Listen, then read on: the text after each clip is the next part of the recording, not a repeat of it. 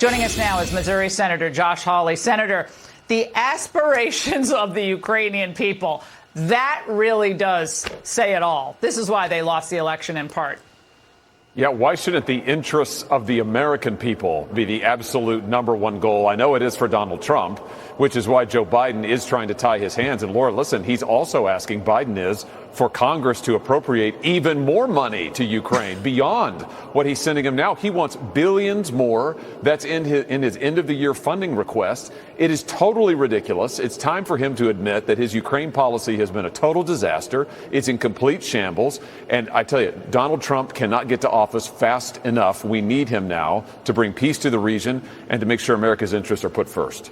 Well, the deal that Biden and company scotched at the beginning of this war, before the war started, that would have avoided the war, it looks like what they're going to end up with is worse than they would have gotten had they not done this at all. That's what it looks like, at least. It could change.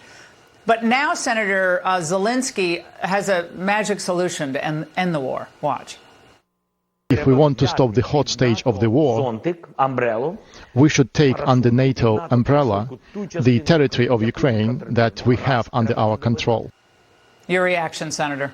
No, absolutely not. They should not put any part of Ukraine in NATO. And listen, this administration is already risking World War III by greenlighting the use of American weapons into Russian territory. What will happen if Moscow responds by sending a weapon, a missile, you name it, into the territory of a NATO country? We'll all be at war.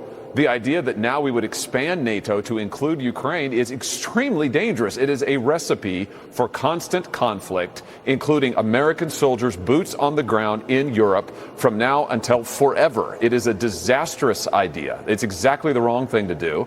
And listen, here's another point about the need to settle this conflict. What the Biden administration has been telling senators behind closed doors for literally 2 years now, Laura, is that there will have to be a negotiated peace. The Secretary of State was saying that 2 years ago. So out in public, they're saying war forever. Behind closed doors, they're saying, well, we're going to have to negotiate. Yeah. They just don't want to make the hard choices to do it. And you know what I love? You know what I love? As long as it takes. How many times did we hear that we will be sending billions to Ukraine, quote, for as long as it takes? You know what I said? For as long as Joe Biden is president. We have a new president. It's going to be a new set of rules. Senator, you've been great on this. Thank you very much. Thank you.